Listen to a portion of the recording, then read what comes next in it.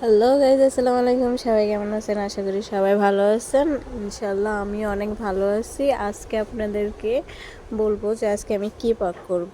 তো এখানে আমি প্রায় 8 কেজির মতো মাংস নিছি কুরবানির। তো আজকে কুরবানির মাংস রান্না করব এবং বাটা মরিচ, তারপর হয়েছে কাঁচা মরিচ আস্ত দিছি, তারপর হয়েছে এখন আমি এটার ভিতরে সবগুলো যাবতীয় মশলা দিব। এখানে পেঁয়াজ, রসুন, তারপর আদা, জিরা, হলুদ, লবণ, মরিচ, তারপর হয়েছে এর মতো জায়ফল দিছি, দিয়ে তারপর এটাকে বাটলাম। তারপর 5-6টা মানে প্রায় 10টার মতো মরিচ বাটা দিছি, তারপর এটা ঝাল হওয়ার জন্য। তারপর রাঁধুনির মশলা মানে যাবতীয় সব মশলা আমি এখন দিব, দিয়ে অ্যাড করবো। আবার এটার ভিতরে আমি একটু দুধ দেব, দুধ মানে টক দইয়ের মতো করে এটাকে এখন আমি দুধ ইউজ করব এটার ভিতরে।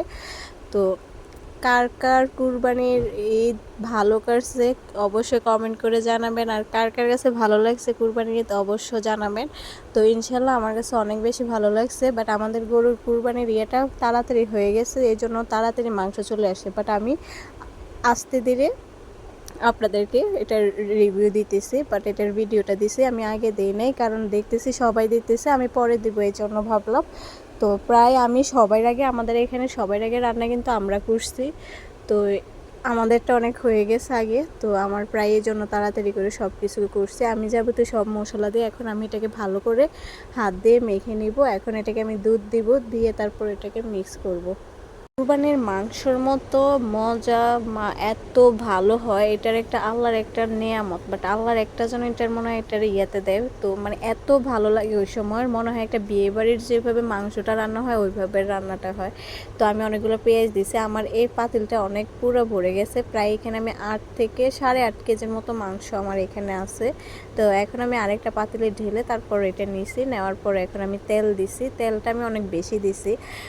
এটার তেলটা আপনার পরে যখন খাবেন তখন অনেক বেশি ভালো লাগে, তো আমার কাছে অনেক বেশি ভালো লাগে, তাই আমি এটার ভিতরে আমি পরে তেল দিছি। আর এটাতে এত বেশি মজা, অনেকগুলো মাংস এই জন্য নিছি যাতে আমরা আস্তে ধীরে করে খাওয়া যায়, বাট এটা এত বেশি মজা হয়েছে। আব্বু যখন খাইছে তখনও বলছে মাশাল্লাহ, মানে আল্লাহর একটা বরকত, এটার আল্লাহর একটা মানে এইভাবে মনে হয় যে এমনি মজা, মানে এটা যদি আপনি কোনো মশলা ছাড়াও যখন রান্না করেন তখন মনে হয় আরও বেশি মজা লাগে। মানে এটার একটা মানে কুরবানির মাংসটাই হয়েছে আলাদা একটা স্বাদ। তো এখন আমি কিছুটা মরিচ আরও দিয়েছি, কারণ আমার কাছে ঝাল লাগে নাই। তো আমি অনেকগুলো মরিচ দিছি, প্রায় আমার 1 কোটার মতো আমি মরিচ দিছি ঝাল হওয়ার জন্য, কিন্তু ঝালে হয় না।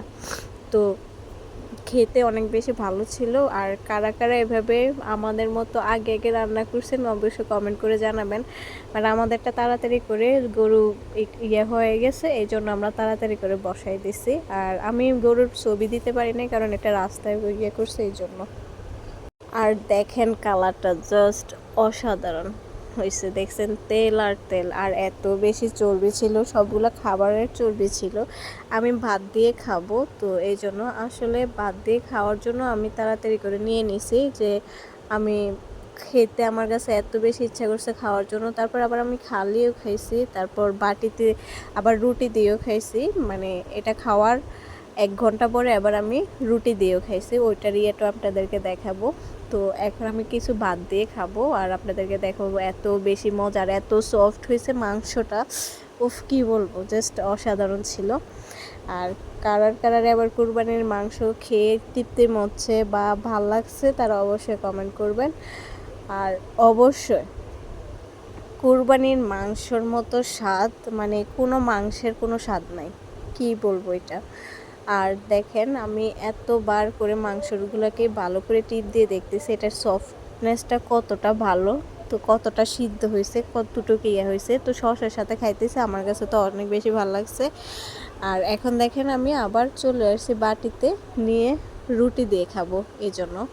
তো রুটি দিয়েও খাইছি। এই কুরবানির সময় আমরা সবাই একসাথে কী করে মাংস একসাথে নিয়ে লেবু দিয়ে চিপ দিয়ে তারপর খাই, ও অনেক বেশি ভাল লাগে। তো যারা যারা আমার ভিডিওগুলো দেখেন তারা অবশ্যই শেয়ার, কমেন্ট, সাবস্ক্রাইব করবেন, আর অবশ্যই আমাকে বেশি বেশি করে কমেন্ট করবেন, শেয়ার করবেন, আর এইভাবে আমার পাশে থাকবেন, আমাকে এইভাবে ভালোবাসা দেবেন। একটা ভিডিও করতে খুব কষ্ট হয়, ভিডিওটাকে ধরো, এডিটিং করো, সব কিছু মিলাইয়া। ওকে, ভালো থাকবেন, আসসালামু আলাইকুম, আল্লাহ হাফেজ। নেক্সট আবার নিয়ে